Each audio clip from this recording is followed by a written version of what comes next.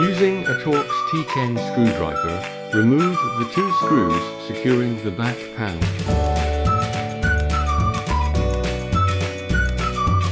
Open the back panel by pulling the top outwards. Carefully remove all the connecting wires from the board.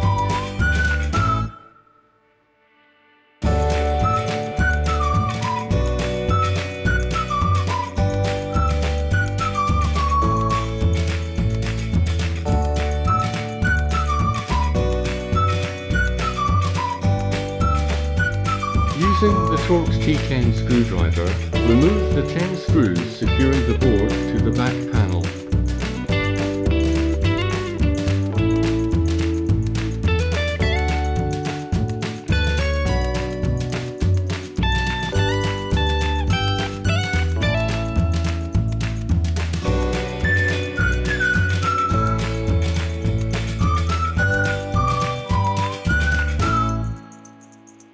The main board can now be removed.